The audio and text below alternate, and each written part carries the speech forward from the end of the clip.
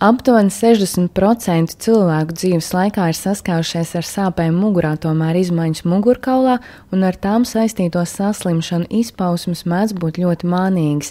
Vēršoties pie ārsta ar tādām sūdzībām kā galvas sāpes, reiboņu, roku tirpšana, sāpēm sirds apvidū vai apgrūtinātu elpošanu, nereti tiek konstatēts, ka visu nelaimju cēlonis ir mugurkaula deformācija, atklāja neiroloģe Inese Blumberga. Katra paudze ir ar sliktāku mugurkaulu.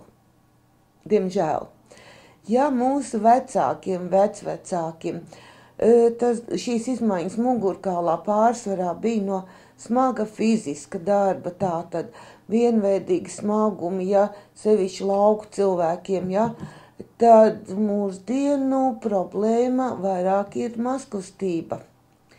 Jo, diemžēl, jaunie cilvēki kustās ļoti maz. Ir skola, ir augstskola, ir mašīna un ir mājās vai nu darbs vai dators. Katrā gadījumā šīs kustības ir stipri maz.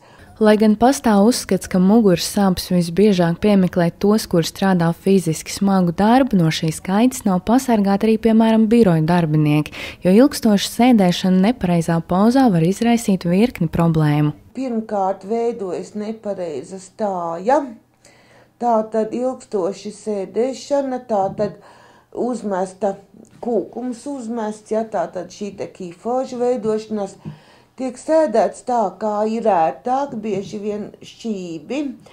Paskatieties, kā sēž sekretārs, administrators, bieži vien birojā, ja. Tātad viena roka ir uz klaviatūras, otra roka ir kaut kur apakšā.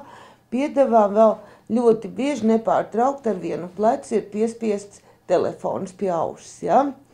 Tā arī ilgstoši strādājot, arī tā tad ir šī lāpstiņa asimetrija, skolioze. Ja? Nākamā grupa tomēr joprojām arī mūsdienās ir cilvēki, kuri nevar nestrādāt šo te fizisko darbu, kaut arī zināms, ka viņu mugurkauliem tas nebūtu nav vēlams.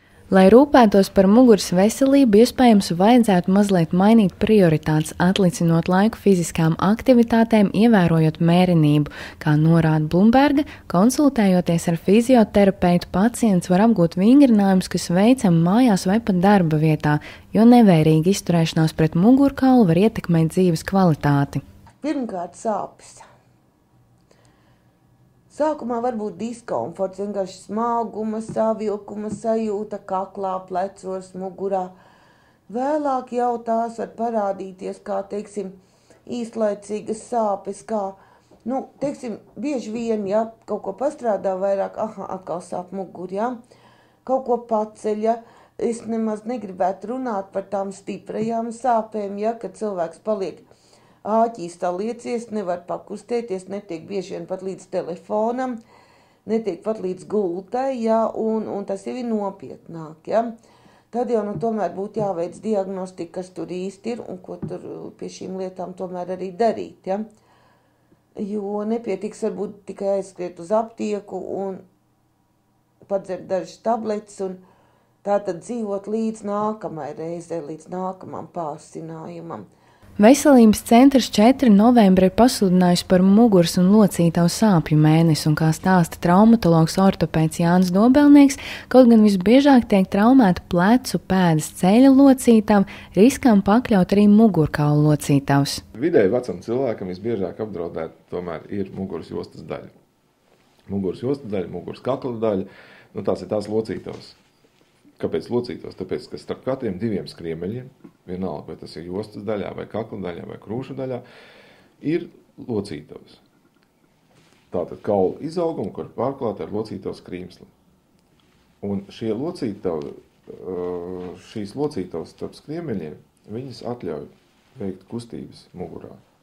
Paliekties pa labi, pa kreisi, uz priekšu, uz aizmuguri. Tā kā to dara, piemēram, cirkā vai mākslas vingrotāji, tur jau arī mugura ļoti lokana. Dobelnieks norāda, ka visai bieži pacienti, kuri slimo ar kādu no muguras slimībām, ar tādām saskarsies arī nākotnē. Tāpēc traumatologs ortopēds iesaka laicīgi rūpēties par savu veselību, saudzēt un nepārslogot mugurkaulu.